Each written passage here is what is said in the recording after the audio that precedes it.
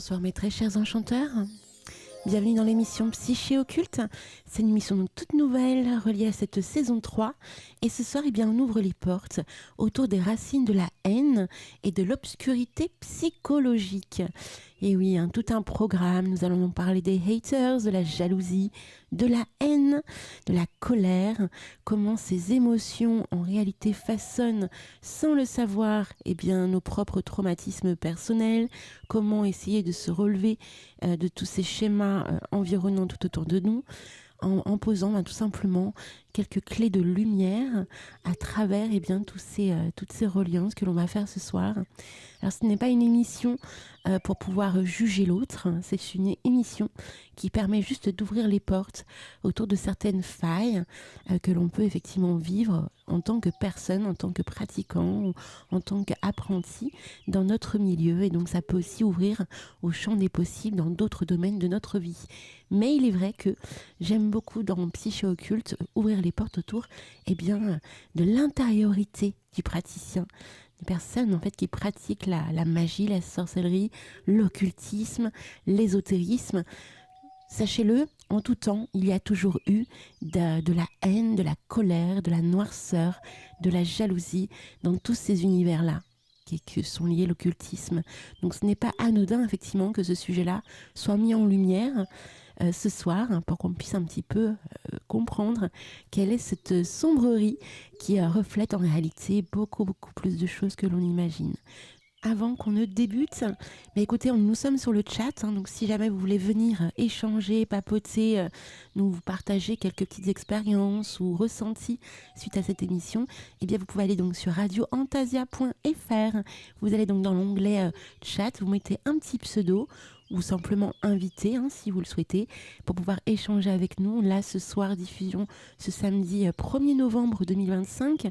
Bon, ça y est, on rentre dans la période sombre de l'année, la saison sombre, et donc forcément c'est un sujet qu'il faut mettre en lumière puisque nous vivons tous et toutes ce type d'émotions dans nos vies. Il faut juste savoir les comprendre, les conscientiser et surtout arriver à vivre en harmonie avec toutes ces émotions-là.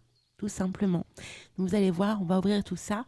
Alors, il y a plusieurs choses qui vont se passer ce soir, puisque quand je fais Psyché Occulte seule, on développe pour chaque émission donc le sujet relié à l'évolution du praticien et à son histoire personnelle.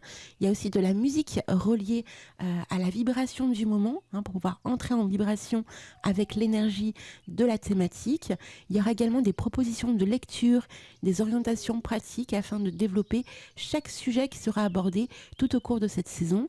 Il y a également des mises en lumière de visions ésotériques ou même initiatiques pour permettre de comprendre pourquoi on a peut-être telle reliance ou telle mémoire ou tel trauma relié à telle situation dans notre comportement. Et enfin, un petit débat sur une histoire d'un grand initié ou d'un monarque qui est relié à la thématique de cette émission pour pouvoir clôturer bien évidemment ce sujet. Donc on va fonctionner de cette manière-là. Donc je vous souhaite une très très belle soirée en notre compagnie et c'est parti pour la musique. Alors avant que j'enclenche cette magnifique musique, je vais vous demander de faire un exercice émotionnel. Donc vous allez vous plonger dans l'univers et l'ambiance de ce morceau et vous allez réfléchir, essayer d'avoir des visualisations autour de pourquoi vous êtes dans ce milieu, ce qui vous a appelé dans ce milieu, toutes les émotions qui engendrent ce milieu, que ces émotions soient positives ou négatives. Pourquoi vous êtes là ce soir à écouter aussi cette émission? Qu'est-ce que vous attendez de cette émission? En dernière chose, autour de tout ce ressenti que vous allez mettre en lumière en écoutant ce morceau. Et après coup, on fera un petit débrief juste après ce morceau pour essayer de percevoir et comprendre, émotionnellement parlant, ce que ce cheminement apporte concrètement dans votre cœur.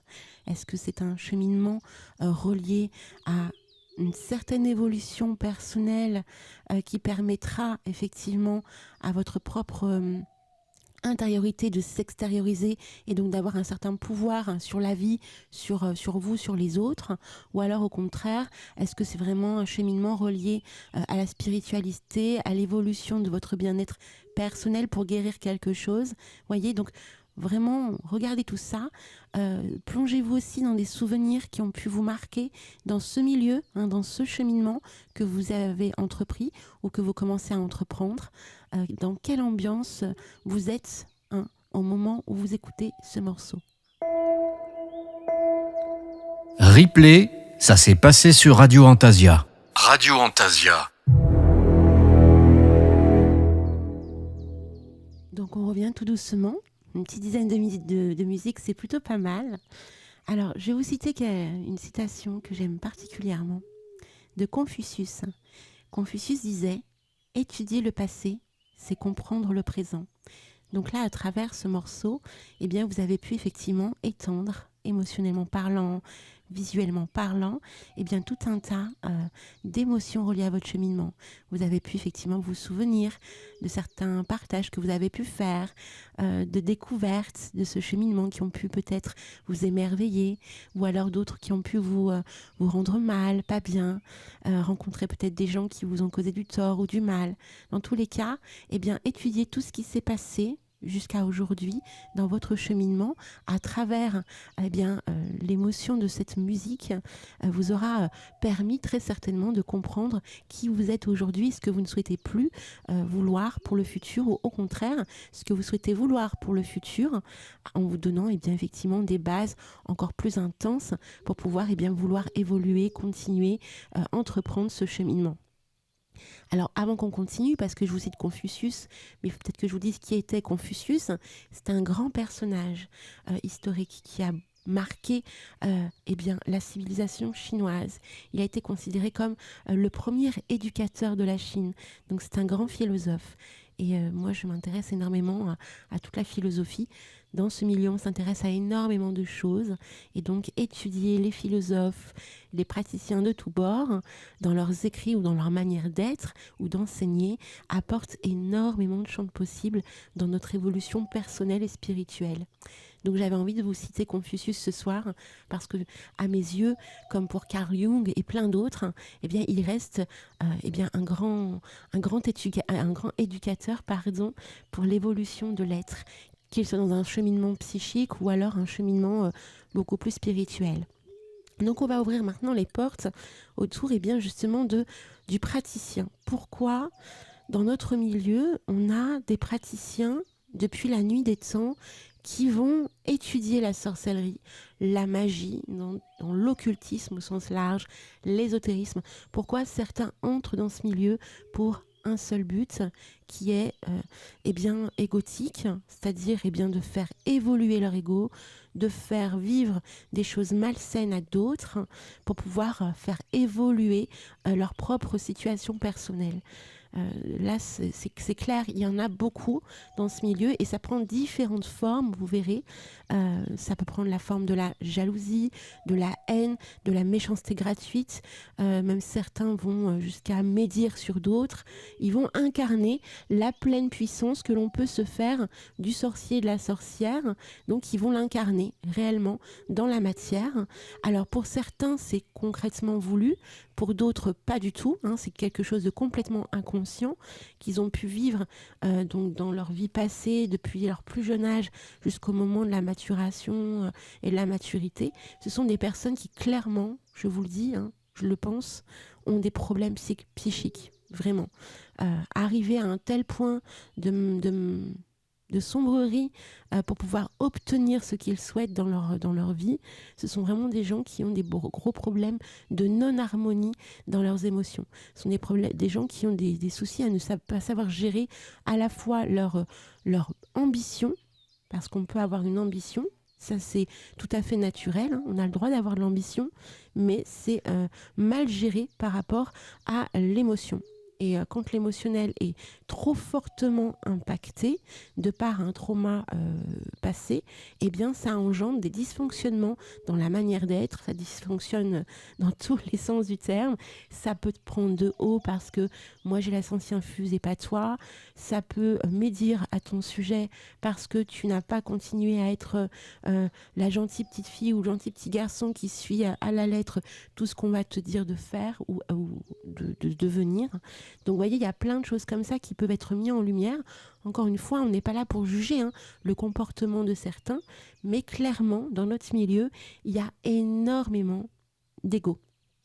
Alors que ce qui est marrant, c'est que paradoxalement, on est là pour s'élever, mais en réalité, on est entouré de gens égotiques. Vraiment. J'en fais partie, comme plein d'autres en font partie.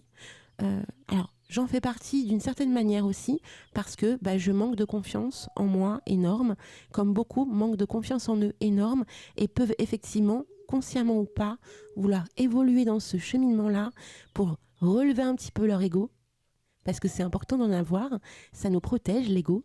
Et autre chose aussi, et pas des moindres, le fait que ça nous protège, ça nous permet de nous rendre compte que oui, on a...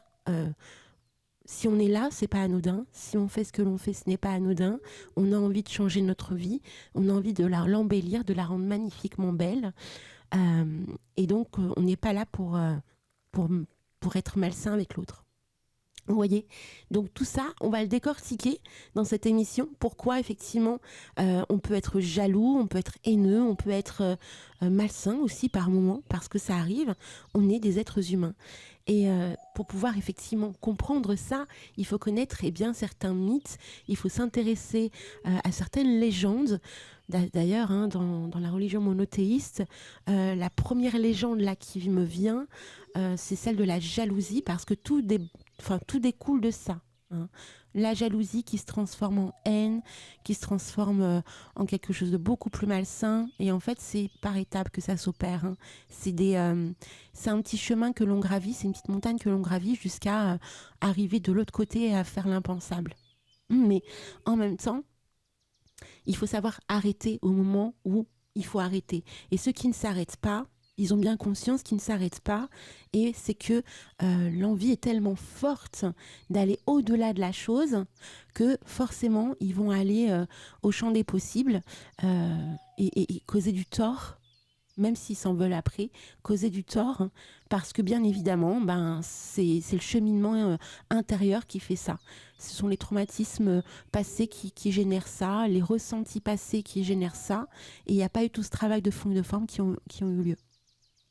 Donc là, moi, je pense tout de suite à la référence que tout le monde connaît. Il y en a deux.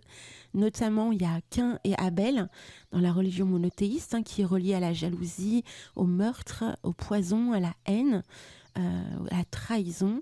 Donc, Caïn et Abel. Donc, lisez tout ce qu'il y a à savoir sur Caïn et Abel. Ça vous permettra peut-être de voir des mises en lumière de vos propres comportements destructeurs. Et de l'autre côté, il y a aussi un archétype énorme que beaucoup vénèrent dans notre milieu, et pas pour rien, mais que beaucoup vénèrent, qui est Lilith, qui représente l'exclusion, la révolte et surtout la reconquête de soi. Parce que en réalité, ce que nous faisons dans ce cheminement, pour une grande majorité, c'est une reconnexion avec son soi, c'est une reconquête de son propre pouvoir. Après, une fois qu'on a eu cette reconquête de ce propre pouvoir, qu'est-ce qu'on en fait ? Et c'est là toute la différence. Comment on arrive à cette reconquête de ce propre pouvoir et comment on le matérialise dans la matière. Quelles sont les choses que l'on serait capable de faire et pas faire. Et c'est là la différence, en fait, entre, je vais jouer à l'inconnu, entre le bon et le mauvais, le bon et le mauvais chasseur, on va dire le bon et le mauvais sorcier, le bon ou le mauvais praticien. C'est là où il y a toute la différence. C'est quand vous arrivez à reprendre confiance en vous, même si ça reste quand même, voilà, il y a quand même des petites failles. Vous n'êtes pas totalement bien stabilisé, mais il y a une reconquête de vous qui se met en place et qui commence à être là. Et là, c'est le basculement. Il y a le basculement où je vais causer du tort pour aller au-delà. Et de l'autre, je vais faire mon petit chemin tranquillou. J'ai compris que ce n'est pas en étant malsaine avec les autres et avec moi-même que je vais pouvoir avoir la reconquête de mon propre pouvoir et donc avoir du pouvoir sur les autres. Donc vous voyez, c'est là que le trait se modifie. Au départ, la quête, elle est semblable à tous et à toutes. On recherche cette quête très spécifique dans ce milieu. on recherche la connaissance, la compréhension du monde, la compréhension de soi-même, la compréhension des autres, les mystères qui entourent ce monde. On est vraiment dans cette quête-là. Et après, une fois qu'on a acquis une certaine connaissance, certains décident de la développer et de la montrer. De là arrivent des apprentis qui sont émerveillés par ce que vous proposez et qui, là, gonflent votre ego. Et si on n'y prend pas garde, après coup, ce gonflement égotique permet le basculement de l'autre côté. Donc là, vous voyez, il y a vraiment plusieurs cordes. En fait, il n'y a pas une vision juste, il y en a des milliers, parce qu'il y a des milliards de façons, en réalité, de percevoir l'obscurité psychologique du praticien. Tout va dépendre réellement du noyau. C'est le noyau, de comment il a été éduqué, comment il perçoit son art, qu'est-ce qu'il décide de mettre au niveau éthique dans sa manière d'être avec les autres, avec lui-même, dans sa pratique aussi, qu'est-ce qu'il va s'autoriser de faire et pas faire, voyez, qui il va décider de prendre comme modèle ou pas. Ce sont plein d'éléments comme ça qui vont arriver petit à petit aux praticiens à avoir en fin de compte une émergence de une sorte de gloubi-boulga alchimique qui va effectivement parceler plein de possibilités, et donc il n'aura plus qu'à piocher en réalité tout ce qu'il aura à piocher pour arriver là où dès le départ il souhaite aller, c'est obtenir soit du pouvoir, soit obtenir une compréhension de lui-même et du monde qui l'entoure, et faire refléter cet enchantement dans la matière, et donc dans sa vie et dans la vie des autres. Donc vous voyez, dans tous les cas, même s'il y a plusieurs chemins qui mènent à ce moment clé, s'il y a plusieurs chemins, il y en a concrètement, il y a une scissure qui s'opère à cet instant clé, savoir qui on décide de devenir. C'est pour ça que j'aime beaucoup cette citation de Confucius, qui, je trouve, prend tout son sens, quoi. Il prend tout son sens, et c'est tellement vrai, parce que la jalousie, le poison, la révolte, l'exclusion, ce sont des traumatismes. Ce sont des traumatismes, des schémas que l'on vit depuis fort longtemps. Il y en a beaucoup dans notre milieu qui le vivent depuis leur plus jeune âge. Ce sont des gens, en fait, qui ont toujours été mis de côté et qui utilisent, consciemment ou pas, la magie, la sorcellerie, l'occultisme pour élever quelque chose qui, à la base, est très très bas dans leur cœur. Donc, suivant l'état évolutif, émotionnel et psychologique de chacun, ils réagiront d'une manière différente. Certains se prendront pour de grands savants.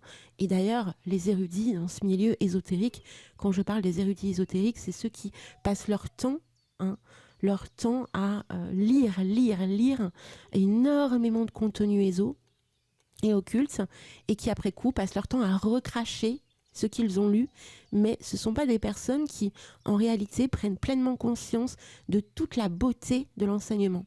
Ils sont là pour recracher le contenu, et ils ne sont pas là réellement pour eux-mêmes avancer.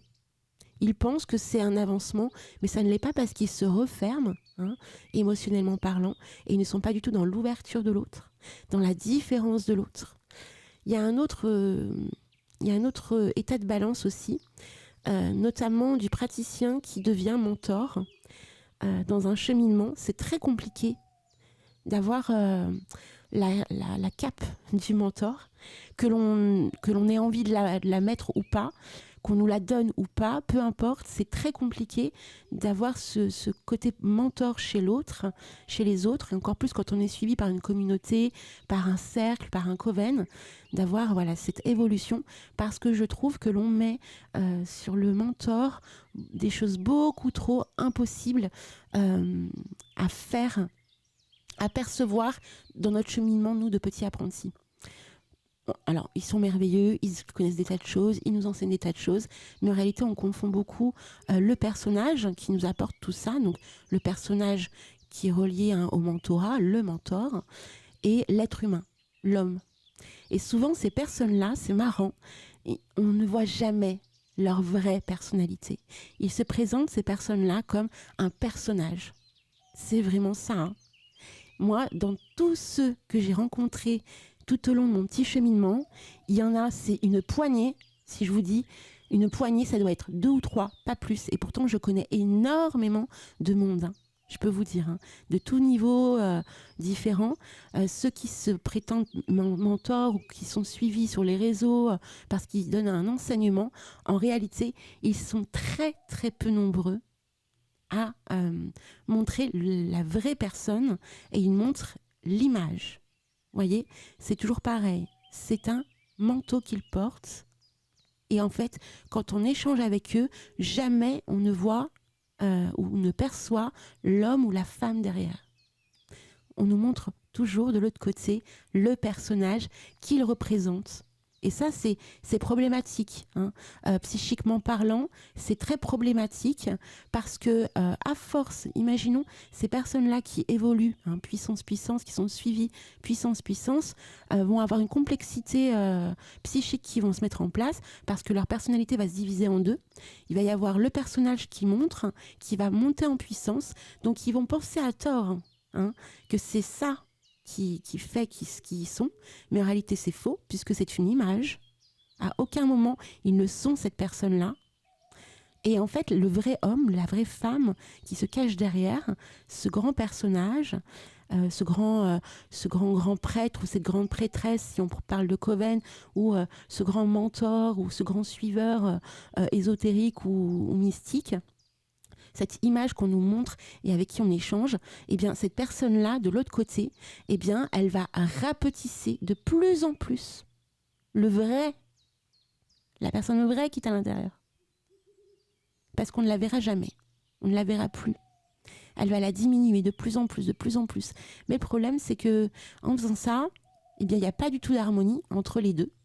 On peut effectivement se créer un personnage, une sorte de aura quand on échange avec les gens, que l'on soit...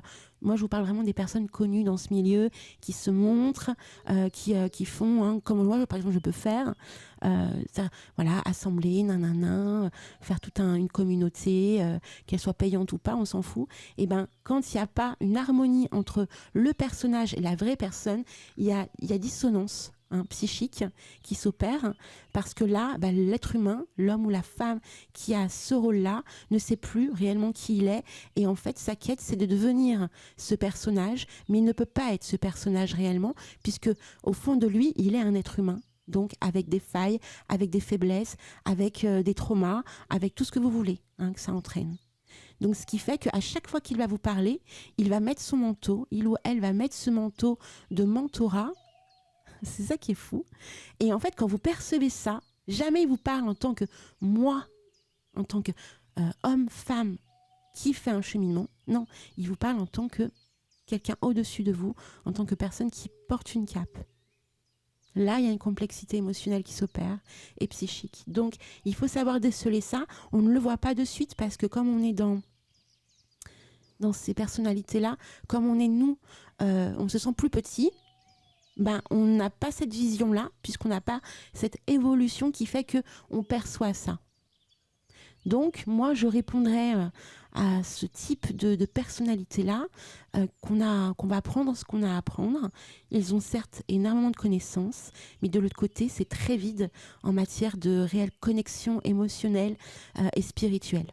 Donc il y a beaucoup de connaissances, c'est indéniable, mais c'est creux, c'est c'est serré dans l'ouverture à l'autre.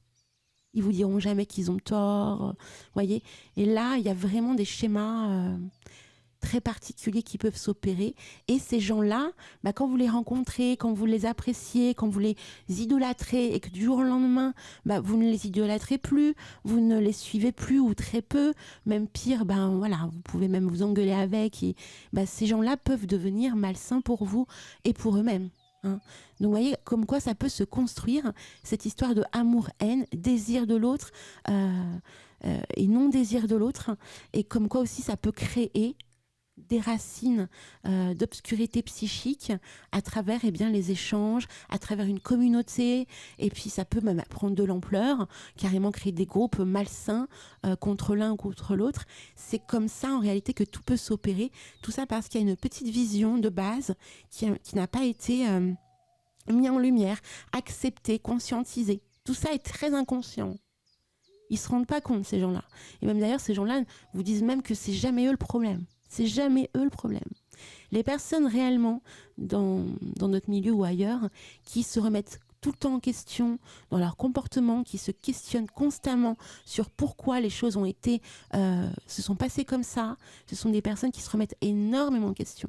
Et donc, ce sont des personnes qui évoluent beaucoup plus vite. Plutôt que de dire, c'est toujours la faute de l'autre, c'est toujours ceci, c'est toujours cela. Et vous le savez, hein, là, on ne va pas faire de la psychologie de comptoir. Vous le savez très bien que si on a tous une part de responsabilité dans chaque chose que l'on vit, au niveau des engueulades, voilà, de tout ça, des complexités d'échange, de communication, on a tous cette part de responsabilité. Le truc, encore une fois, c'est le miroir. Hein. Le miroir, ce fameux miroir. L'autre réagit à travers son propre miroir. Vous n'avez rien à voir avec tout ça. À aucun moment, vous ne voulez blesser. Et vous voyez, c'est là. C'est pour ça que je vous ai proposé cet exercice avec cette musique. Parce que là, vous savez où vous êtes. Vous savez comment vous êtes émotionnellement parlant. Est-ce que vous êtes tiraillé entre vouloir vous venger de quelqu'un ou de quelque chose, voyez, en écoutant cette musique, en ayant fait tout ce travail émotionnel du passé, en vous remémorant les magnifiques beautés de votre cheminement et les magnifiques sombreries de votre cheminement. Qu'est-ce qui en reste après cette mélodie, cette musique que vous avez entendue, émotionnellement parlant, qu'est-ce qu'il en reste là, au moment où vous m'écoutez ? Est-ce que c'est j'ai envie de m'élever, j'ai envie de faire table rase du passé, ou j'ai envie d'évoluer, j'ai envie de passer à autre chose, ou alors j'ai envie de me venger, j'ai envie encore plus de ceci. Vous voyez, là, au moment où vous m'entendez, au moment où vous repensez à ces émotions que vous avez eues, vous savez qui vous êtes là, à l'instant précis, quel type de praticien vous souhaitez devenir dans le futur. Et encore une fois, je vous le dis, étudier votre comportement ou même le passé, c'est comprendre qui vous êtes aujourd'hui. Et j'invente rien. Confucius avait déjà tout compris, comme beaucoup d'autres avant nous. Mais ce sont des personnes dans ce milieu, encore une fois, je ne suis pas en train de juger, j'analyse, qui vont vous sortir de magnifiques phrases du style que je viens de vous sortir, mais qui ne vont pas l'incarner réellement dans leur manière d'être, dans le quotidien, puisqu'ils portent un masque constamment. Alors, ils peuvent porter un masque pour différentes raisons. Attention, on est d'accord. Mais à un moment donné, il faut l'enlever le masque. Et il faut se regarder et il faut guérir. Et là, ce type d'émission, en tout cas je l'espère, tentera d'apporter quelques petites clés. Mais si la guérison est trop forte, en fait, trop difficile, là il faut consulter. C'est pas mal de consulter quelqu'un. Au contraire, en plus, plus on a envie de parler de soi, plus on sera à même d'aller consulter. Hein, parce que de l'autre côté, on va avoir quelqu'un que l'on va payer pour pouvoir apprendre à nous montrer qui l'on est en réalité. Nous montrer nos fêlures, nos traumatismes. C'est pas mal d'aller consulter. Vraiment. Je suis passée par là. J'ai vécu des choses tellement graves dans ma vie qu'à un moment donné, je ne pouvais plus faire face. Donc, il fallait bien que je consulte. Et ça fait du bien. Pour une fois, on parle de vous, de ce que vous ressentez, de ce qui vibre en vous. Et pourquoi vous le ressentez de cette manière-là. Par contre, quand on ne fait pas ce travail, ou qu'on pense être suffisamment badass pour ne pas avoir à consulter, et qu'on continue de ne pas enlever le masque, de se voiler la face et d'aller perdurer dans un cheminement occulte comme le nôtre, là, ça fait des dégâts pour la personne en question et pour son entourage. Il y en a qui veulent vivre le dégât. Ben, C'est triste parce que vivre le dégât, c'est se le vivre à soi-même. Ça signifie que ce sont des personnes qui se désestiment tellement intensément, qui se détestent tellement intensément que là, c'est compliqué. Quand vous vous détestez à ce point-là, c'est très compliqué en réalité de vivre ça. Donc moi, je vous dis courage, vraiment. Si vous vivez ce genre de drame dans votre vie, ou depuis des années, que vous vous détestez au point de vouloir causer du tort à l'autre, que vous détestez au point de tout faire pour que l'autre ou les autres, ou ceux qui vous ont causé du tort, aillent mal, je vous dis courage, courage. Donc ça, c'est la première partie de l'émission, pour qu'on ouvre un petit peu les portes autour des racines du praticien. Encore une fois, il n'y a pas de jugement dans cette émission. On ouvre en lumière les abîmes profonds de l'émotion et de la psyché à travers différentes arcs. Donc, on va continuer. Et là, on va ouvrir le miroir de la haine. Comment faire face à la haine, à la rage pure. On va plonger, musicalement parlant, dans cette émotion avec un morceau, vous allez voir, assez fou, qui vous permettra effectivement de ressentir émotionnellement parlant comment on peut se ressentir, comment on peut vivre l'émotion brutale de la haine, de la rage à l'état brut. Donc attention si vous êtes sensible, c'est aussi une émission très musicale qui nous permet de plonger à l'intérieur de nos ressentis refoulés. Donc pendant que vous allez entendre cette musique, je vais vous demander, alors pas d'incarner ce que vous allez entendre, donc la rage, la haine, attention. Non, je vais vous demander d'avoir un souvenir de haine que vous avez vécu. Première image qui vous vient. Si vous en avez pleuré, il ne faut pas hésiter. Personne ne vous voit. Vous écoutez l'émission, personne ne vous voit. Vous n'êtes pas obligé de partager sur le chat, vous n'êtes même pas obligé de venir sur le chat. Voilà, c'est vraiment une émission intimiste que je propose. Donc voilà, vous allez faire ce travail si vous le souhaitez, plonger dans votre propre passé et voir ce qui en ressort, les souvenirs que vous en avez. Et on se retrouve juste après pour la suite de l'émission. Quelque part, entre nos deux mondes, se trouve Antasia, le royaume des enchanteurs qui inspire nos cœurs. Laisse-toi guider en ce lieu pour honorer l'être magique que tu es.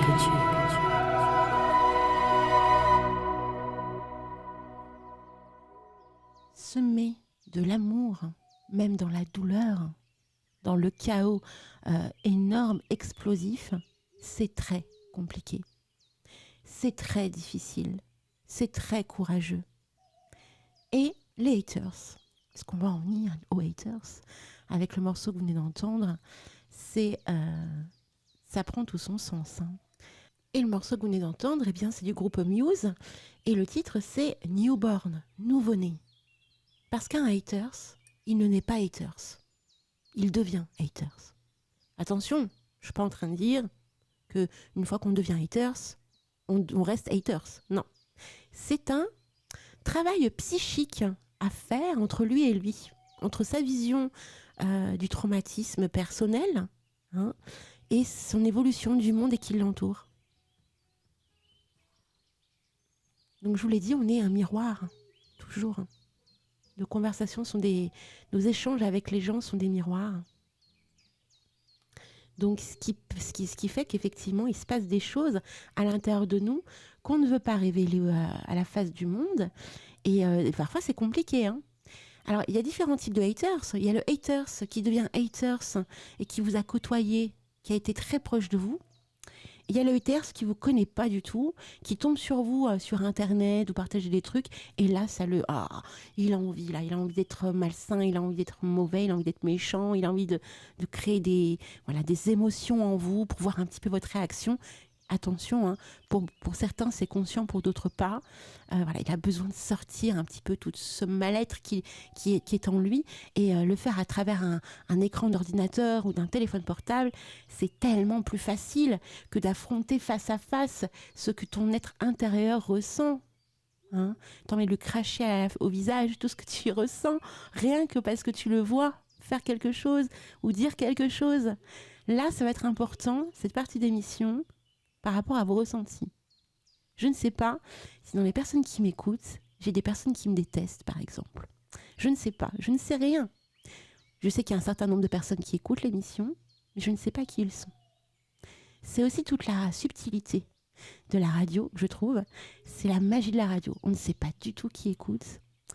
Chacun va prendre un petit peu midi à sa porte sur les propos qu'on va tenir dans nos différentes émissions.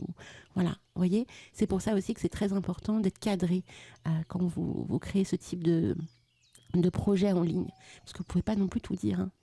On n'est pas entre quatre murs clos ou autres à pouvoir sortir tout ce qu'on a à sortir dans son cœur, et on est seul avec nous-mêmes. Non, là, on parle à un certain nombre de personnes. Donc, je ne sais pas qui j'ai de l'autre côté. Et vous prendrez mes propos comme vous aurez envie de prendre mes propos. Vous aurez envie de partir, vous partirez. Vous aurez envie de rester, vous resterez. Vous aurez envie de juger tout ce que vous avez envie de juger. Là, il faut sortir vos émotions et vous allez comprendre. Donc, je vous disais, il y a deux types de haters. Il y a celui qui vous connaît très bien et qui n'attend qu'une chose, que vous vous ramassiez à la petite cuillère pour dire « Ah, je le savais, ce n'est qu'une merde. Je suis plus grand que cette personne-là. » Et il y a la deuxième personne qui ne vous connaît pas du tout, qui vous suit sur les réseaux, ou etc., qui découvre votre contenu, ou qui découvre un petit peu qui vous êtes à travers les différents échanges que vous partagez sur la toile, ou même au travail. Parce que c'est vrai qu'il y a aussi ça, hein. On parle beaucoup, en fin de compte, des échanges sur la toile, sur Internet, parce qu'on est quand même dans une société où on se montre, hein. Comme je vous l'ai dit, hein, on se montre, on est là, on est présent, on parle de nous, on parle de soi, les gens nous suivent, les gens nous aiment, les gens nous détestent, les gens nous haïssent, mais ça a toujours existé. En fait, c'est juste que ça prend une tournure différente à travers les réseaux sociaux aujourd'hui, et par le passé, c'était votre village, hein, ou même les membres de votre famille. Et vous savez ce qui est marrant dans ce milieu, surtout dans ce milieu dans lequel on est, c'est qu'on a tous été des vilains petits canards. Tous, une grande majorité. On a tous été un peu malmenés par nos familles, incompris par nos familles. On a tous été un petit peu ce vilain petit canard. Et on est, pour pas mal, entrés dans cet univers pensant effectivement avoir des gens comme nous qui vont nous accueillir tels que nous sommes. Mais dans la masse de ces personnes-là, de cet univers, il y a certains qui ont vécu des choses encore plus graves que nous-mêmes, et donc ils le retranscrivent d'une manière où ils vont devenir des haters. Pendant un moment de leur vie, hein, attention, comme je vous l'ai dit, c'est pas dans la durée. Où c'est dans la durée, c'est qu'il y a vraiment un gros travail émotionnel à faire. Non, c'est pendant un instant T, pendant 1 an, 2 ans. Ça peut être pendant 6 mois, pendant 2 jours. Ils ont besoin d'extérioriser quelque chose. Et on va prendre la première partie du hater, celui qui vous connaît.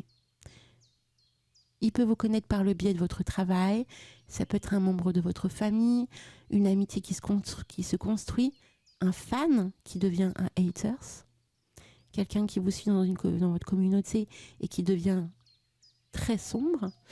Ça peut être quelqu'un de très très très très proche, votre meilleur ami, votre époux, votre épouse, votre enfant, votre mère, votre oncle, votre tante, un peu plus moins proche, votre collègue de travail, votre voisin. En fait, tout le monde peut devenir haineux. C'est humain. Et là, comment on devient haineux ? Parce qu'en fait, on est jaloux de l'autre. C'est une forme d'admiration qui se transforme en haine. Et je le dis souvent, hein, à travers mes différents échanges. J'en ai déjà aussi parlé dans le journal des sorcières avec Antinous il y a quelques jours de ça. Je crois que c'était dimanche dernier. On avait fait une émission spéciale, dimanche d'avant. On avait fait une émission spéciale autour des haters. Parce que Antinous a créé toute une formation autour de la haine des guéguerres de Witch. qui est une formation vraiment magnifique au passage. Allez faire un tour, vraiment, inscrivez-vous, vous allez comprendre beaucoup de choses. D'ailleurs, comprendre que ça fait partie du milieu, tout simplement. C'est normal. Faut pas tomber de haut. La haine, les guerres de clans, c'est le truc qui existe depuis la nuit des temps. Depuis que l'être humain est arrivé, il y a toujours eu des guerres de clans, et encore plus dans la sorcellerie et dans le cheminement spirituel au sens large. Hein. Spirituel au sens large, monothéiste, polythéiste, tout le monde dans le même panier. Donc on parle du haters. Donc j'ai une anecdote à vous donner qui est très très... et c'est là que j'ai compris. J'ai vu en action, vu de mes yeux, un ami se transformer en haters. J'ai mon meilleur ami qui n'a rien à voir avec la communauté The Witch. J'ai des amis quand même en dehors de l'univers. Ça aussi, c'est très important ce que je vous dis, d'avoir deux pieds, un pied ancré dans la vie normale et un pied ancré dans ce milieu, et ne pas garder en fin de compte toutes vos billes dans le même univers. Hein. Il faut vraiment avoir autour de vous des gens de tous bords. Ça vous permet de vraiment garder la tête froide. Hein. Puis des gens vrais qui vont vous dire là tu abuses un peu ou là c'est super, etc. Bon bref, donc je vous parle d'une expérience personnelle, vécue, vue de mes yeux par un de mes meilleurs amis. Et je suis assez émue parce que je vais vous partager quand même quelque chose assez dingue. Quand on pense à meilleur ami, quelqu'un qui est avec vous depuis des années, plus d'une quinzaine d'années, oui, même plus, au moins 20 ans, qui a suivi tout votre cheminement, voilà, toute la beauté de votre vie, la sombrerie de votre vie. Cette personne, c'est tout de vous. Vos failles, voilà, il sait tout de vous et vous savez tout de lui. C'est ce qu'on appelle les meilleurs amis. Hein. Là, c'est la chanson de Laurie dans la tête. Mon côté fluffy qui revient. Je vous rassure, on est encore amis, hein, attention. Et d'ailleurs, on est encore même plus amis qu'avant parce qu'il m'est arrivé quelque chose qui m'a beaucoup émue, en réalité. Donc, on part ensemble en vacances et on part en Angleterre ensemble. Et moi, j'adore Harry Potter, vous le savez. Et donc, je passe un moment pas bien. Enfin, je suis pas bien depuis quelques temps. Comme vous le savez, hein, j'ai vécu des choses un petit peu compliquées dans la communauté.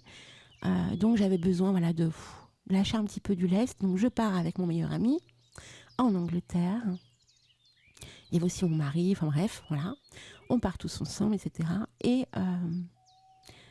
on va donc au truc d'Harry Potter, là, vous savez, à Londres. Et j'adore en plus ce lieu. Enfin bref. Et puis à un moment donné, on a la possibilité de se faire prendre en vidéo ou en photo en simulant un vol de balai. Donc moi, je suis contente. Je prends mon petit délire, mon meilleur ami aussi. Puis après coup, y a le fait que justement, on peut acheter la vidéo ou la photo pour conserver ce souvenir. Bon là, je suis ok. Bon, j'étais pas forcément au meilleur de ma forme. Je me suis pas trouvée exceptionnellement extraordinaire. Bon, ok, c'est sympa. Voilà, bon souvenir et puis c'est tout. Et puis mon meilleur ami, lui, il voit ma prestation et puis il voit la sienne. Il voit d'abord la sienne et ensuite la mienne. Et là, il vrille. Je le vois pas en fait, qu'il vrille. Je le vois pas tout de suite. C'est plusieurs heures plus tard, quand on attend pour prendre le bateau pour rentrer. Qu'il dans la voiture, en fait, qui prend son téléphone portable, il va chercher à télécharger une application vidéo pour pouvoir récupérer ma vidéo et faire un montage dessus. Et là, je le vois insister à chercher une application, je le vois physiquement s'exciter, être dans une euphorie que j'avais jamais vue. Voilà, il se transforme, il est là, il est comme un dingue et tout, il est en train de me faire des effets sur ma vidéo, il rigole, nanana. On se regarde avec mon mari, on se dit mais qu'est-ce qu'il fait, et là, je lui dis mais qu'est-ce qui t'arrive? Et là, il est comme un fou, il rigole, il va dans son délire. Et puis je m'aperçois en fait qu'il est en train de récupérer ma vidéo, de faire un montage comique dessus, en fait, mais vraiment pour que la vidéo ne ressemble plus à un truc sympa, mais plutôt que ce soit voilà, une franche rigolade, rajoute des effets, un paix, enfin bref. Et là, je le vois, mais rigoler, vous voyez, un peu maléfique, vraiment. Un regard, un sourire, il est dans l'explosion de ouf, hein, en fait. Mais je le regarde, je fais, mais qu'est-ce que tu fais? Mais, pourquoi tu fais ça, en fait? Il me fait, non, et tout, c'est pour rigoler, regarde, comme c'est marrant, nanana. Alors je le regarde comme ça, je fais, non, je trouve pas que c'est drôle, en fait. Et là, en fait, il a vu mon visage, il a compris que j'avais compris. Et là, il me dit, clairement, il me fait, bon, ok, je vais tout expliquer. Et là, il me raconte. Il me dit, voilà, je vis des moments pas simples en ce moment, je me sens pas bien dans ma tête. J'ai vécu beaucoup de choses compliquées. J'ai perdu confiance en moi totale. Et en fait, avoir vu ta vidéo, alors que t'as rien fait de particulier, hein. J'ai rien fait de particulier. J'ai juste fait ma petite vidéo. Et en fait, comme il a senti, encore une fois, c'est son miroir, aperçu que j'étais mieux que lui dans ma manière de faire la vidéo pour Harry Potter, il a explosé à l'intérieur de lui, il a bouillonné. Il est devenu un hater sans puissance en voulant absolument réduire en fait la vision qu'il avait de moi à ce moment-là, parce que cette vision qu'il avait de moi à ce moment-là, plus haut que lui, il ne le supportait pas. Et c'est là, en fait, que j'ai trouvé son retour touchant et que ça a été une révélation de la part de la vision que peuvent avoir ce qu'on appelle les haters. Parce qu'en fait, des fois, vous n'allez rien faire. Hein. Juste être vous. Il y a des gens de l'autre côté qui vont bouillonner, qui vont faire des choses malsaines, parce que c'est leur regard sur vous qui n'est pas normal. C'est leur regard. Donc, encore une fois, un miroir. Donc, aujourd'hui, depuis ce jour-là, donc ça fait 2-3 ans maintenant de ça, un peu plus, depuis ça, en fait, j'ai compris une chose forte. J'en veux pas aux haters de mettre des commentaires haineux. J'en veux pas aux gens qui m'en veulent de me malmener ou de dire des choses méchantes à mon égard. J'en veux plus du tout à ces gens-là, vraiment. C'est très sincère ce que je vous dis. Parce que je me dis, mon Dieu, au contraire, je suis tellement triste en fait. On fait rien de spécifique. Encore, on ferait des trucs spécifiques, on se la pèterait, nan. Et encore, c'est encore une autre étape, ça. Hein. Mais je veux dire, t'es juste là, tu fais ton petit truc et puis c'est tout. Et de l'autre côté, t'as quelqu'un qui se fait des films de ouf sur toi. C'est lui qui a un problème. C'est son miroir sur l'autre qui a un problème. Tu n'es pas le problème. Et quand on a des commentaires haineux comme ça sous nos vidéos, on en a sur Antasia, hein, des gens qui mettent des commentaires haineux en disant c'est nul, c'est de la merde. Ben moi, en fait, il y en a certains que je laisse, vraiment, je mets des petits cœurs, je mets plein de petits cœurs, je le remercie d'avoir été si bon, bienveillant, gentil, et des fois même je leur donne des liens de vidéos pour faire ressentir de la magie dans leur vie, parce que j'ai conscience que ces gens-là sont vraiment pas bien dans leur vie. Voilà. En fait, ce sont des personnes qui expriment leur mal-être à travers des commentaires de malsains. Donc chacun voit midi à sa porte, on est d'accord. Hein. C'est pour ça qu'il y a plusieurs types de haters. Il y en a ceux qui vous connaissent très très très bien et qui vont en devenir parce que justement il y a une forme, d'admiration. Hein, ils se sont rapprochés de vous à un certain moment clé de votre vie. Ils sont vraiment été très proches de vous. Ils vous ont vu évoluer. Eux n'ont pas évolué de cette même manière. Ils vous en veulent. De ne pas les considérer comme ils aimeraient être considérés. Donc ils deviennent à tort ou à raison dans leur vision des haters, des gens haineux, des gens jaloux. Et d'autres en fait qui ne vous connaissent pas du tout, mais qui, parce que leur propre miroir est brisé, deviennent méchants dans leurs commentaires. Vous voyez, dans leurs commentaires. Et j'avais déjà eu ça par le passé, justement, quelqu'un qui s'était amusé à récupérer mon clip vidéo sur ma chaîne YouTube et qui s'était amusé justement à faire tout un montage. Alors tout de suite, en fait, quand je l'ai vu faire ça, je lui dis, mais c'est toi qui as fait ça quelques années en arrière? Il me dit, mais de quoi tu parles? Alors je lui explique, il me dit, non, mais genre, je t'assure, c'est pas moi, hein, je t'assure, c'est vraiment la première fois que je fais ça. Donc je le crois, hein, voilà. Mais Sachez que j'ai toujours vécu, depuis mon plus jeune âge, dans la haine de l'autre. Donc c'est quelque chose qui fait partie de moi, en fait. Je comprends pas. Pendant longtemps, j'ai pas compris. Aujourd'hui, ça s'éclaircit un peu plus. Mais je génère soit beaucoup de gentillesse, les gens m'apprécient beaucoup, ou alors on me déteste. Il n'y a pas le demi-mesure. Et le demi-mesure n'existe pas vraiment parce que, ou alors s'il existe, il n'est pas vu forcément puisque les gens ne sont pas intéressés, donc il n'y a pas de partage, il n'y a pas d'échange. Mais voyez, quand vous allez générer l'un ou l'autre, dans tous les cas, il y a quelque chose. Il y a un fil qui s'opère et si vous continuez à persister dans ce ressenti sur l'autre, il y a encore ce fil qui est là, ce fil de connexion qui est présent. Donc, si vous voulez arracher le fil, qui est plus cette connexion, arrêtez de faire les haters. Arrêtez de passer vos journées à aller chercher ce que font ces personnes et prenez conscience que le problème, il faut le régler aussi de votre côté. Donc, faites des choses qui vous rendent heureux. Et si vous pensez que de malmener l'autre, c'est vous rendre heureux, vous avez tort aussi. Donc, c'est de là aussi, je ne vous ai pas dit parce qu'il faut que je vous explique pourquoi j'ai créé cette émission. Il y a quelques temps en arrière, avec l'équipe de Speak and Spell, on a vécu quelque chose de totalement lunaire. Mais vraiment, de totalement lunaire de quelqu'un de la communauté. Ça allait très très loin. Cette personne, elle était, en plus je l'apprécie beaucoup. J'ai pas compris son délire. Donc cette personne s'est mise à hurler, à crier dans un échange avec moi en MP perso, à cause de certaines choses que Speak and Spell a dites, faites, etc. Et puis clairement, elle m'accusait de ne rien faire, de laisser passer, que j'étais comme eux, etc. Et en fait, je me suis dit, waouh. Donc j'ai essayé à mon petit niveau de calmer cette personne.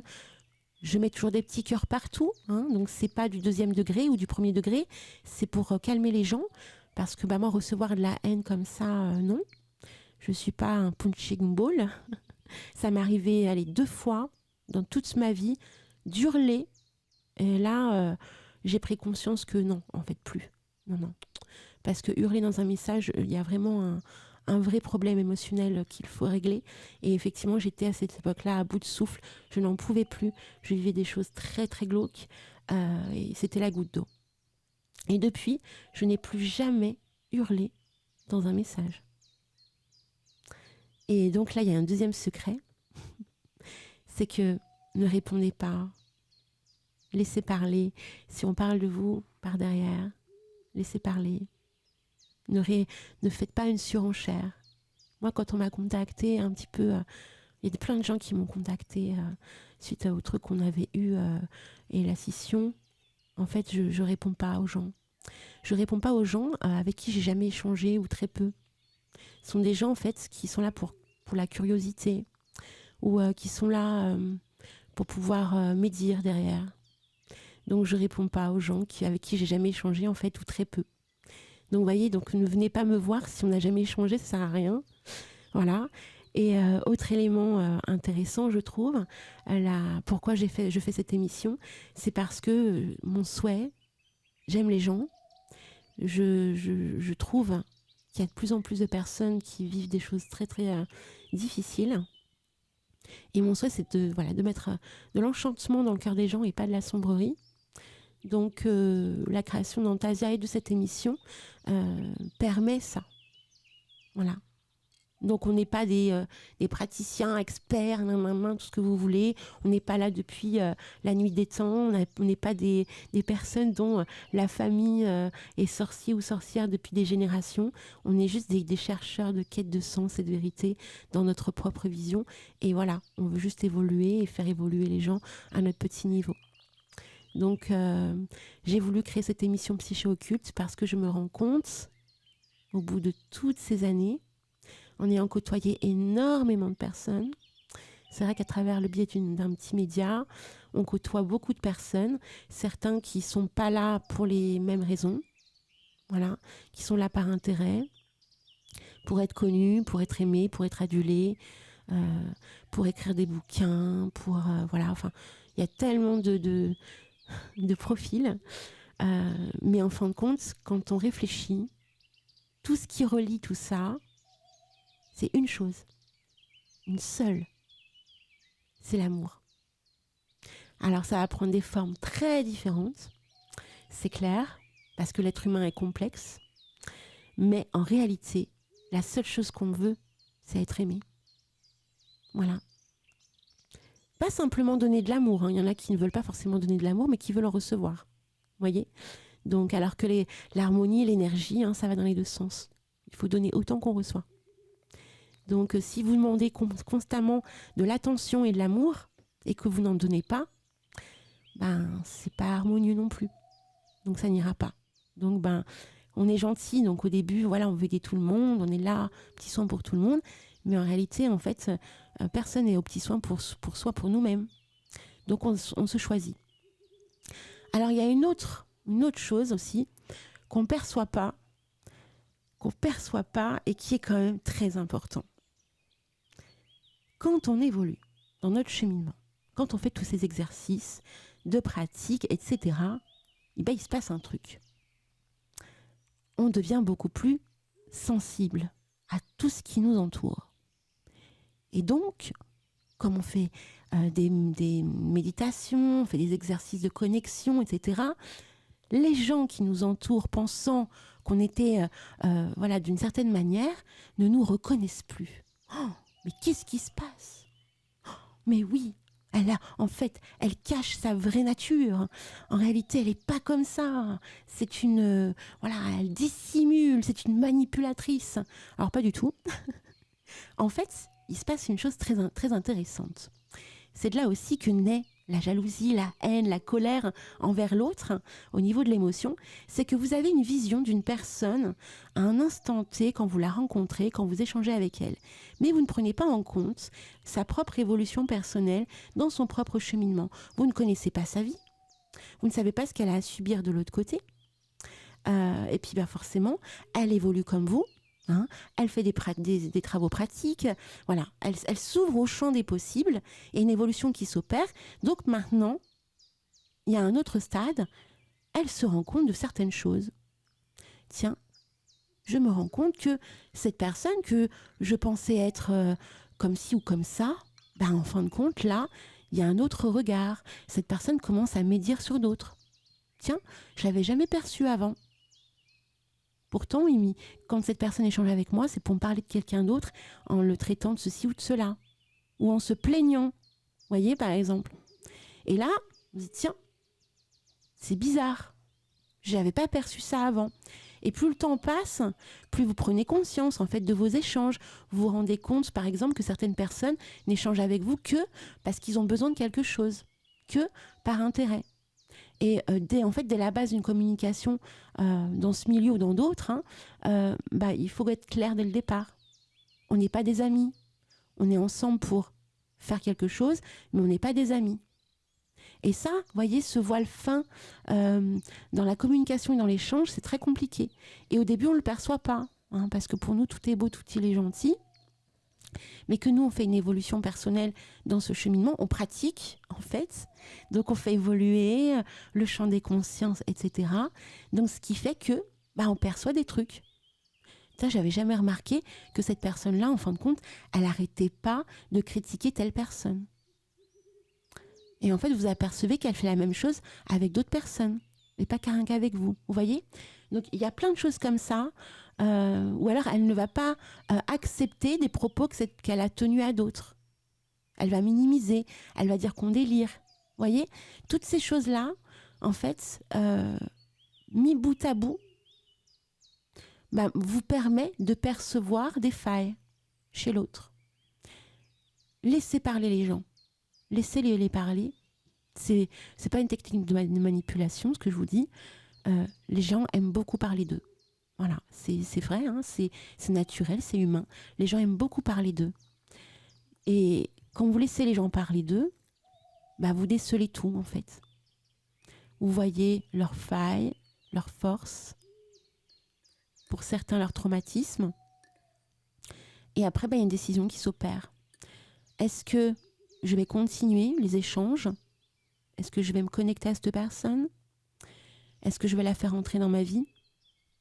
Est-ce que je vais me servir de ses failles, de ses forces à ma propre évolution? Vous voyez, toutes ces questions-là qui sont dans vos pensées, quand vous allez échanger avec des gens, font aussi ce que vous êtes.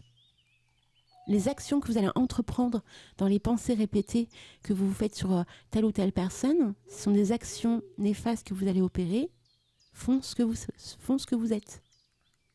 Donc il y a plein de clés comme ça, psychiques, comportementales et émotionnelles, qui font ce que vous êtes aujourd'hui. Donc à voir si dans votre vision, il y a une éthique sérieuse, une envie d'élévation personnelle, ok, mais pas sous le prisme de vos propres traumas et de votre propre ambition personnelle. Voilà. Vous êtes qui dans vos baskets aujourd'hui quand vous m'écoutez parler dans l'émission? Où voulez-vous aller? Dans quelle direction?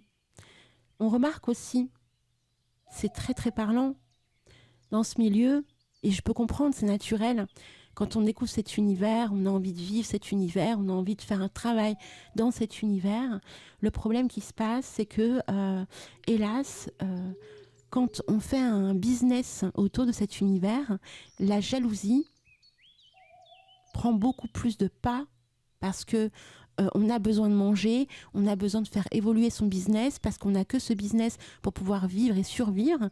Donc, ce qui fait que certains vont être malsains sans vraiment le vouloir, parce que ça fait partie du business, à malmener d'autres projets, à parler mal sur d'autres personnes pour pouvoir gonfler leur propre communauté, pour pouvoir effectivement manger en fait. Et d'autres, il y a manger et manger, il y en a qui veulent carrément être riches, hein. Donc il y a plusieurs niveaux, et d'autres qui veulent juste simplement manger, donc qui peuvent être maladroits, malsains, sans le vouloir, encore une fois, parce que pour pas mal, c'est pas du tout conscient, ça reste très inconscient, donc ils vont faire malmener leur propre état émotionnel, ils vont se comparer constamment à l'autre, ils vont créer des distorsions en fait entre la propre vérité et leur propre réalité. Donc ça va créer des scissions en réalité dans la vision qu'ils ont des autres projets ou des autres, parce que ce qu'ils veulent en réalité c'est une protection. Ils veulent être en sécurité. Et c'est le propre de l'homme, de l'être humain, d'être en sécurité. L'être humain, il a besoin de plusieurs choses pour se sentir bien. Il a besoin d'un toit sous la tête, il a besoin de manger, il a besoin de communiquer, d'être aimé. Hein. Puis il a besoin de créer, de partager. Donc, voilà. Donc s'il n'a pas au minimum la sécurité physique, matérielle, qui est de manger, de pouvoir dormir, d'avoir un toit sous sa tête, il peut après coup derrière vivre plein de complexité, de schémas dissociatifs dans sa propre vision du business. Et donc ça crée des clans, ça crée tout ça. Ça crée des haters, ça crée des gens jaloux. Donc un autre élément qui est la jalousie, elle se manifeste tout simplement parce que on admire quelque part quelque chose que l'on souhaite obtenir. Encore une fois, le miroir. Et on devient jaloux parce qu'on pense à tort que ce que l'on voit là, cette admiration qui perd le contrôle, on peut admirer les gens, c'est pas un problème. Là où ça devient un problème, c'est quand on n'arrive pas à vivre en harmonie avec cette admiration.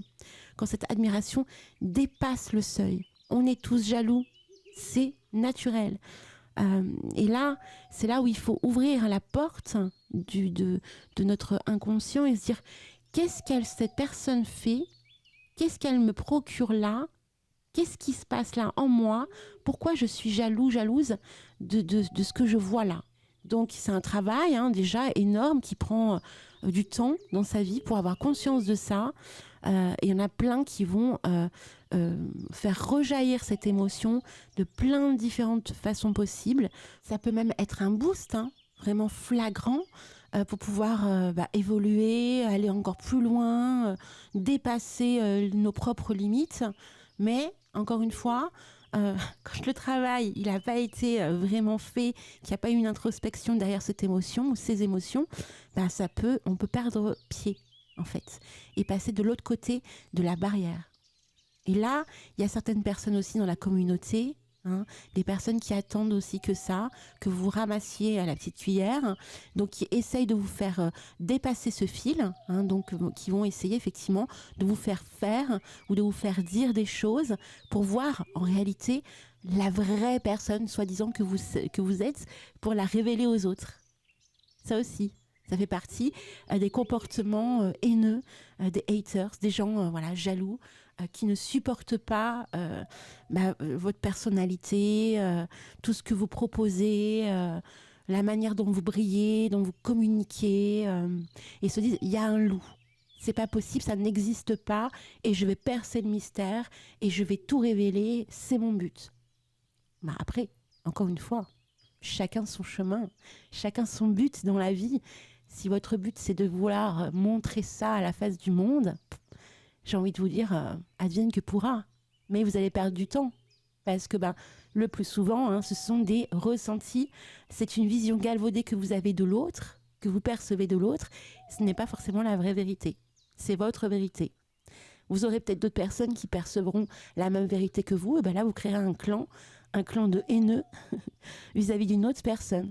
Mais jamais, ces gens-là, hein, ou même nous, quand on le fait, on se remet en question en se disant, bon, là, je vais peut-être me calmer. Ok, ça peut être un boost, comme on le sait aussi, la colère. La colère, ça peut être un énorme boost dans la pratique, mais ça rend malade. Être en colère constamment contre tout le monde, que ce soit être en colère contre la communauté, être en colère contre le système, être en colère de tout, ça rend malade. Hein. Vraiment, physiquement, on sent qu'il y a des choses qui vont se développer en vous, des maladies, des complexités, des choses qui vont se briser. Je pars du principe, même si c'est pas toujours évident, de toujours conserver une harmonie dans tout. Et quand je vacille d'un côté ou de l'autre, aujourd'hui, je me sens un peu plus sereine pour faire ça, ce travail. Aujourd'hui, je me pose et je me dis, bon, ok, j'ai cette émotion-là qui vient. Pourquoi ? Bon, je me lâche plus avec des gens vraiment en privé, hein, avec un petit groupe ou autre. Si j'ai besoin de me lâcher, je me lâche. Et comme ils me connaissent, ils savent que y a rien de grave, parce que des fois, on a besoin de se lâcher tout simplement. Mais si effectivement, je fais un vrai travail intérieur, là, je me pose des questions et là, je me dis, je vais gratter. Qu'est-ce qui se passe là ? Pourquoi je ressens ça ? Etc. Je ne le fais pas pour tout, mais il y a certaines émotions qui peuvent revenir. Et là, c'est un cycle sans fin. Quand vous apercevez que vous rencontrez toujours le même type de personnes qui vont générer le même type d'émotions, qui vont mettre en lumière même type de forme, de personnalité que vous continuez à montrer, là, il y a un truc. Quand ça revient constamment dans votre vie, le même type d'amour que vous pouvez aussi avoir dans votre vie, le même type, je sais pas, hein, d'échange, quand les gens continuent à percevoir une vision lisse de vous, que ça n'existe pas, une personne lisse, ça n'existe pas. On a tous quelque chose à dire dans toute situation, mais il y a des personnes qui ne vont pas dire. C'est pas parce qu'elles ne pensent rien.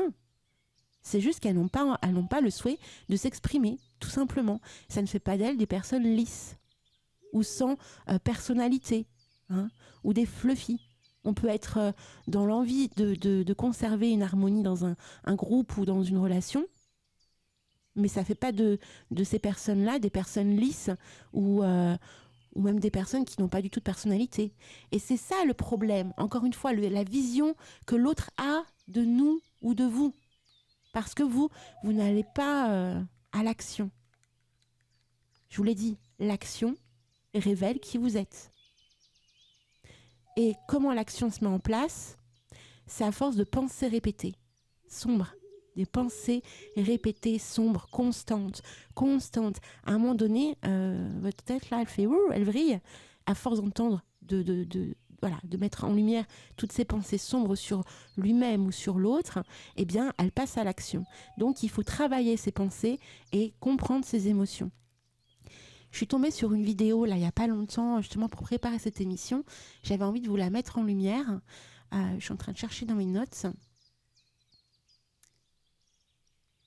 Donc ça, je l'ai dit. J'avais donc trouvé un truc assez dingue. Et c'est tellement vrai. c'est tellement vrai ce qui se dit là. C'est fou. Il y a toute une manière d'être psychique que l'on retrouve quand on a eu un traumatisme relié à l'humiliation, la trahison et le rejet. Donc, écoutez bien ces 3 mots. Humiliation, trahison, rejet. Ce sont vraiment les 3 grandes formes de complexité psychique qui s'opèrent dans l'inconscient et qui nous font faire des choses dans la matière. Que ce soit dans notre pratique en tant que praticien, ou dans nos échanges, dans notre communication, dans notre manière d'être, d'aborder le monde. Quand on a vécu l'humiliation à foison, la trahison à foison et le rejet à foison, et ces 3 formes-là, je le retrouve dans énormément de personnes autour de moi, dans ce milieu. Donc, c'est pas étonnant, je me dis, qu'en réalité, il y ait autant de personnes dans ce milieu qui ont des soucis psychiques à travailler. Et comme on est dans un milieu où on travaille avec des énergies, tout ce que vous vibrez à l'intérieur se retranscrit à l'extérieur par le biais justement de ces énergies avec qui vous travaillez, avec qui vous évoluez, eh bien vous créez des scissures. Dans l'émission d'hier avec Braji Belovac, on a eu là une belle représentation de ce que pouvait vivre un praticien quand il allait, par exemple, pratiquer dans le côté sombre et obscur de la sorcellerie et de l'occultisme. Quand il n'a pas travaillé d'abord sur son état émotionnel, quand il n'a pas fait ce travail de fond et de forme avec lui-même, et qu'il entre dans l'occultisme, les drames que tout ça peut véhiculer dans nos propres vies et autour de nous, on n'imagine pas.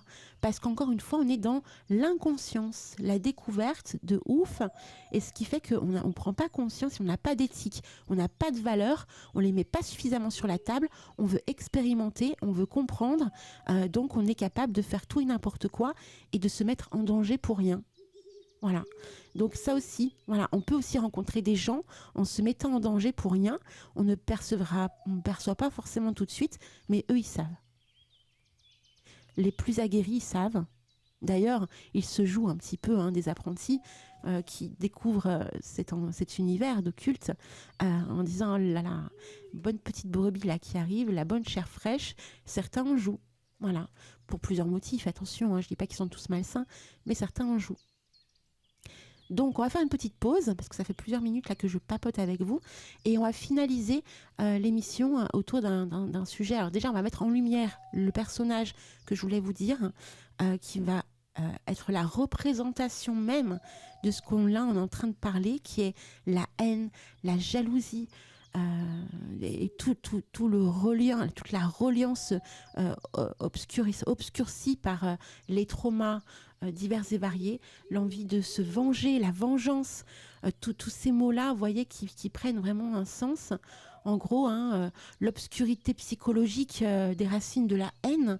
Il y a un personnage vraiment énorme qui, à mes yeux, représente ça. C'est une grande personnalité royale qu'on connaît tous en France. C'est Marie-Antoinette. Marie-Antoinette, donc je vais vous mettre une musique. Et vous allez réfléchir un petit peu ce que Marie-Antoinette véhicule en vous. Voilà, sans jugement, de toute façon, personne ne sait ce que vous pensez. Vous allez donc réfléchir et penser à l'histoire de Marie-Antoinette, ce que ça reflète dans votre cœur, ce que vous pensez vraiment de Marie-Antoinette, de tout ce qui a pu découler du fait qu'elle est devenue reine, de comment tout ça s'est fini, ce drame dingue d'avoir été carrément tué par le peuple. Pensez vraiment à tout ça, vous voyez ce que ça véhicule. Il y a quand même quelque chose qui en ressort de l'histoire de vie de Marie-Antoinette, c'est l'excès, mais l'excès dans toutes ses subtilités, l'excès, l'abondance de toutes les émotions possibles et imaginables reliées à une personne. Une personne. Vous voyez à quel point l'être humain, il peut, dans toute sa magnificence, obscurcir à donf, à gogo, une personne. Tout ça parce qu'il a une vision ou parce que des choses répétées, peu importe les motifs. Attention, hein, je ne prends pour acquis rien du tout. Vous êtes pour, vous êtes contre la fin de la monarchie, on s'en fout total en fait. Je veux juste que vous pensiez là, que vous rentriez à l'intérieur de votre cœur et que vous réfléchissiez vraiment à ce que pouvait faire véhiculer Marie-Antoinette, ce que vous en savez. Et après coup, on va un petit peu aborder la validation de la haine, pourquoi elle se met en place. Est-ce que, alors on l'a déjà dit pourquoi elle se met en place, mais est-ce qu'en réalité, on mérite de vivre la haine? Peu importe le motif. Vous voyez, est-ce qu'on mérite de vivre un acharnement de haine ou pas? Donc on va un petit peu conclure là-dessus. Et encore une fois, cette émission, elle est faite pour faire évoluer, mettre en lumière des complexités comportementales pour pouvoir vivre une pratique beaucoup plus saine et équilibrée. Et encore une fois, j'insiste, consultez si vous êtes dans une vie tellement compliquée. C'est très difficile de passer le cap, de vous guérir tout seul. Des fois, on ne peut pas guérir tout seul. À force de traumatisme sur traumatisme, on ne peut pas guérir tout seul. C'est impossible. Donc, et la magie, la sorcellerie ne vous aidera pas à guérir. Au contraire, elle va encore plus vous enfoncer. Parce qu'il n'y a pas cette stabilité, cet ancrage. Et la magie, elle est belle. Hein. Elle n'est pas que sombre. Hein. Elle est les deux à la fois, mais elle est aussi très belle. Et ça va dépendre le curseur dans lequel vous allez la positionner, la magie, dans votre vie. Donc on va écouter cette musique, on va se laisser emporter, on va penser à tout ce que pourrait véhiculer Marie-Antoinette, tout ce qu'on vient de dire, la haine, la jalousie, l'obscurité, qu'est-ce qu'on en ressort, qu'est-ce qu'on ressent de ce personnage. On se retrouve dans quelques minutes pour la suite et la fin de l'émission. Ambiance zen et magique sur Radio Antasia. Ce morceau de Marina Kaye est juste sublime, c'est Mirror, Mirror. Je vous invite à faire une recherche sur Internet et à aller comprendre ce qu'elle dit en français. Vous verrez, ça prend tout son sens dans l'émission que l'on fait ce soir. Donc, vous avez pensé à Marie-Antoinette, c'est très bien. Vous avez écrit, retranscrit toutes vos émotions autour de cette grande personnalité mitigée, hein, bien évidemment, qui est la représentation même à mes yeux de la haine, du pouvoir, de la haine. Elle avait tout, en fait. Elle était reine de France à une période très compliquée et elle a été jugée, salie, malmenée. Elle a été violentée dans toutes les positions possibles. Tout. Et c'est en fait ça que moi je mets en lumière dans cette émission autour de cette personnalité. Pour conclure cette émission, car j'espère qu'elle aura permis un petit peu de mettre quelques clés de lumière autour de ce sujet. Pour conclure cette émission, on va un petit peu parler de cette énergie, de la saison sombre qui se présente à nous là pour le mois de novembre, entre l'ombre et la lumière qui est en nous, cette énergie vivifiante de l'hiver. L'hiver, comme vous le savez, représente une période d'introspection où l'ombre et la lumière se confrontent. Donc, votre ombre et votre propre lumière vont se confronter en cette période. Et comment transformer cette dualité en une opportunité de croissance spirituelle et personnelle? Bien là, vous avez découvert tout à l'heure un petit texte que j'ai écrit, de pensée personnelle, qui représente effectivement mon état d'âme, mon état d'être, et ce qui permet aussi d'entrer dans l'introspection intérieure de mes propres ombres. Et j'aime beaucoup utiliser la créativité pour ça, la musique, le chant, la danse, l'art au sens large. Donc vous pouvez également vous aider. C'est pour ça que je mets toutes ces musiques-là aussi. Ça permet d'ouvrir le champ des possibles. Je vous invite à découvrir plusieurs morceaux cet hiver, en tout cas au mois de novembre. Donc Hinterland de Ketel, donc Ketel, K-E-T-E-L, sont des sonorités hivernales, introspectives, presque même éthérées. Vous verrez, vous allez vous plonger dans l'incarnation de l'arrivée de l'hiver. Et je vous propose également un autre morceau qui est Song of the Sea de Brendan Graham. Donc Graham, c'est Graham. C'est une ballade celtique qui rappelle en fait le cycle des saisons et l'appel de l'âme. Au niveau mythologique, je vous ai parlé en début d'émission d'aller découvrir l'histoire de Cain et Abel, de Lilith, découvrir tout ce qu'il y a à savoir sur Lilith. Je vous propose également le mythe d'Osiris et d'Isis, qui permet effectivement une résurrection de la lumière une fois avoir traversé les ténèbres. Et une autre référence que je vous invite à faire, c'est le mythe de l'hiver et de l'été, celle de la transformation, des cycles de transformation naturelle, comme par exemple un conte qui est magnifiquement beau, je trouve, nordique, qui est la lanterne de givre. Voilà. C'est un enfant qui suit une lumière dans une forêt glacée. C'est très très très parlant au niveau des archétypes psychiques autour de ce conte. Donc allez faire un tour, allez découvrir la lanterne de givre. Et en fait, cet enfant suit une lumière dans une forêt glacée, il rentre à l'intérieur de cette forêt, et la lumière est en réalité son propre cœur qui refuse de s'éteindre. Cette petite lanterne, voyez, cette petite flamme qu'il refuse d'éteindre. Il n'est pas conscient de ça, il va comprendre tout ça au fil de son cheminement dans cette forêt de glace. Ah, j'ai des frissons, tellement c'est beau. On va aussi juste revenir un petit peu en arrière par rapport à la toute première émission que l'on avait faite avec Elisabeth Horowitz, qui était la toute première émission sur Psyché Occulte autour de la psychogénéalogie. Pour savoir qui je suis, je dois d'abord savoir d'où je viens. Et ce premier épisode, je vous invite vraiment à le réécouter si vous l'aviez déjà entendu, mais à réécouter si vous ne l'avez pas entendu. C'est donc un premier épisode qui se concentre sur la quête de l'identité à travers la compréhension de nos propres origines, de notre histoire familiale et de nos racines personnelles. Et en fait, cette émission explore l'impact de notre passé sur notre présent et notre développement personnel. Et Elisabeth, en fait, montre des clés très pratiques pour pouvoir comprendre effectivement que tout ce qui chemine aussi en nous, dans notre subconscient, dans notre psyché, peuvent aussi venir de traumatismes reliés à notre histoire familiale ou même antérieure, de notre différente aussi, si on croit à la réincarnation, de nos différentes incarnations. Donc c'est très intéressant, elle donne plein de chemins possibles. Vous allez comprendre en fait au fil de cette saison que chaque acte, chaque pensée ressentie que vous exercez aussi tout autour de votre cheminement sont dictés en réalité par des schémas de forme pensée. Et en réalité, le but de ces émissions est de pouvoir les mettre en lumière afin de révéler le véritable praticien qui sommeille en vous, de savoir qui vous êtes à l'intérieur de vous. C'est vraiment le désir profond que j'ai. Donc chacun révélera sa propre vision du praticien à travers l'exploration de ces différentes émissions. Donc c'est une émission informative et non une validation officielle. Je ne suis pas psychologue, je ne suis pas psychiatre, rien de là. Si vous avez besoin d'aller plus loin, de consulter, il ne faut pas hésiter.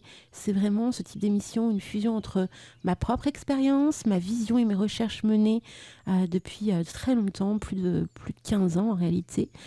J'ai été aidée aussi par le retour de différents praticiens de la communauté dans toutes les disciplines possibles, vécu des expériences compliquées, d'autres très belles, lu énormément de livres sur le thème de la psychologie.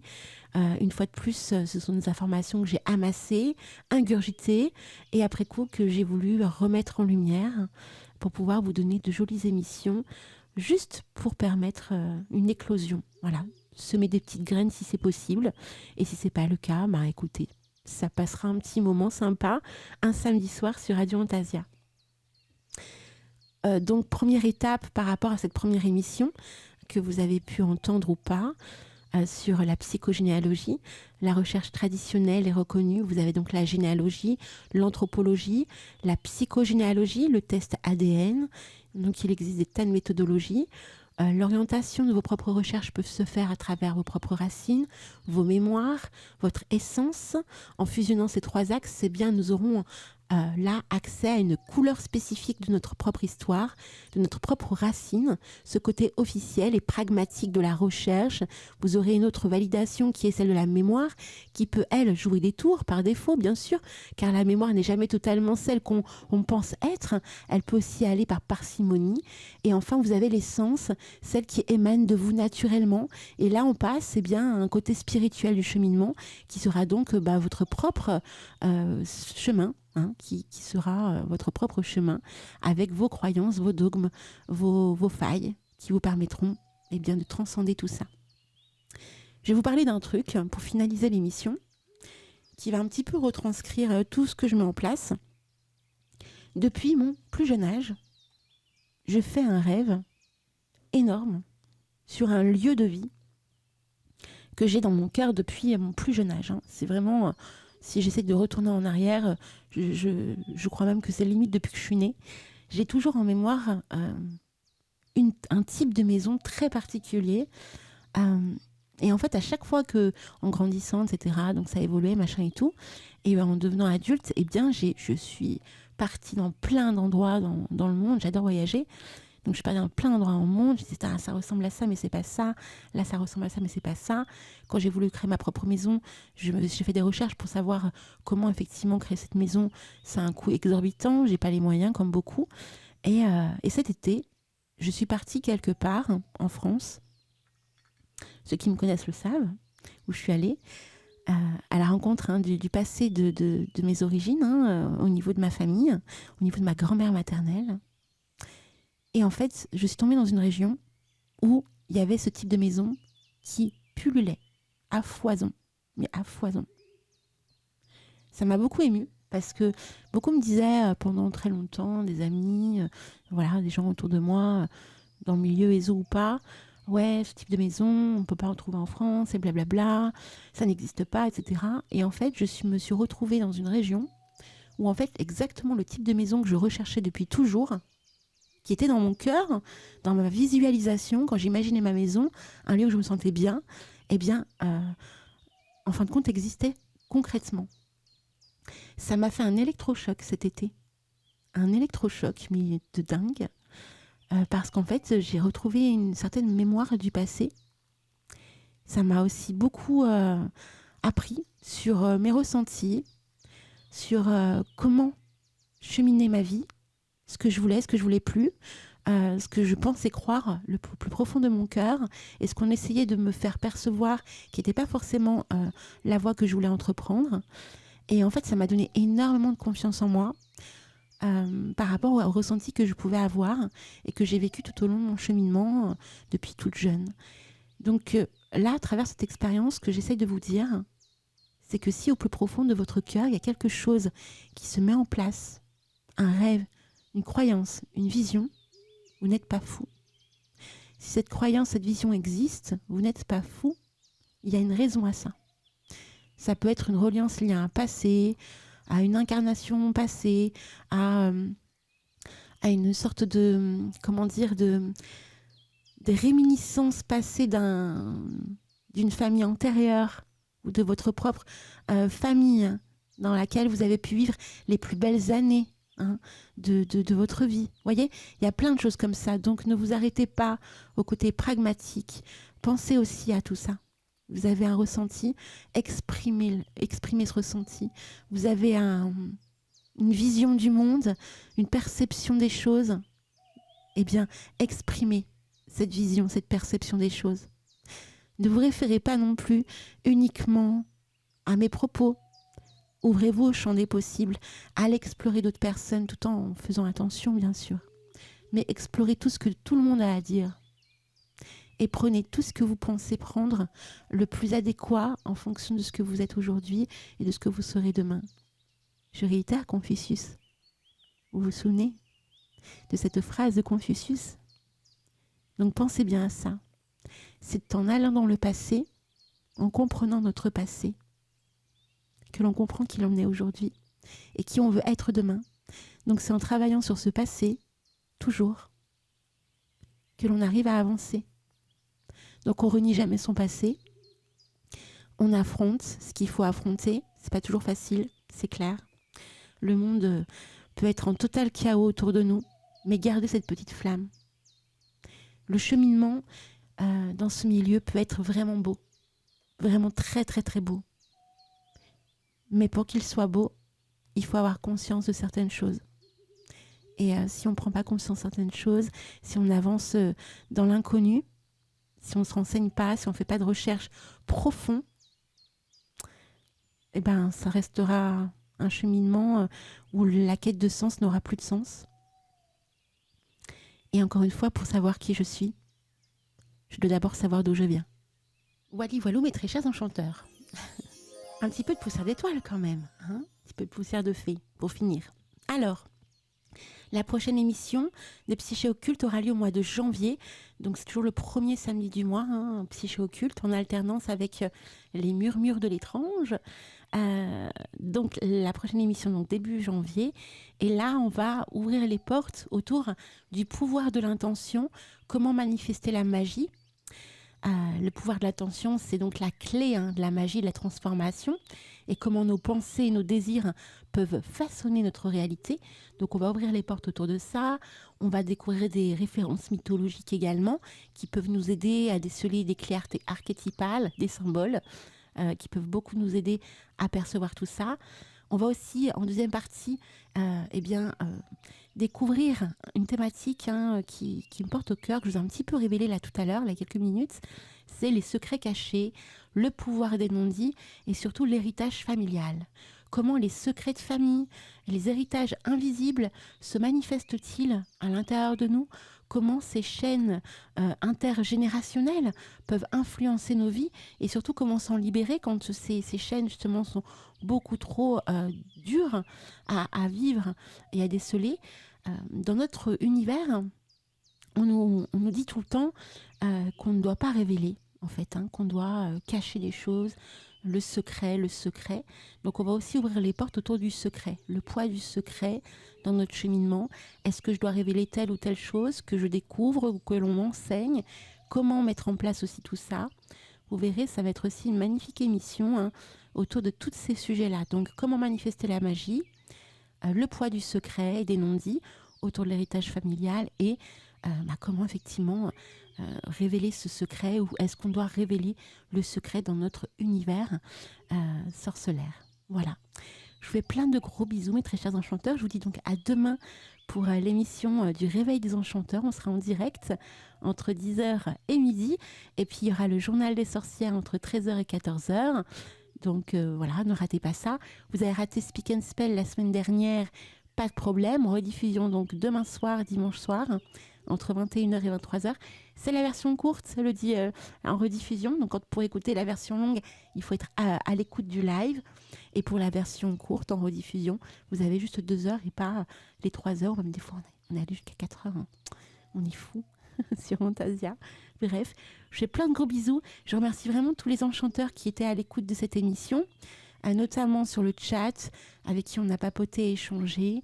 Je remercie aussi tous les enchanteurs qui sont à l'écoute, là, encore une fois, pour cette émission. J'espère que ces thématiques vous plaisent. Vous voyez, il n'y a pas eu de drame. On a juste mis en lumière quelque chose, des failles complexes de notre psyché. Et restons humbles, restons bons, restons bienveillants, tentons l'intentable. Et surtout, faisons un travail de fond et de forme de notre propre psyché. Et quand on fait ce travail, je peux vous jurer que tout se révèle à nous. Et ça, c'est juste magnifique. Je vous embrasse bien, bien fort. Et je vous dis à demain pour l'émission du Réveil des Enchanteurs.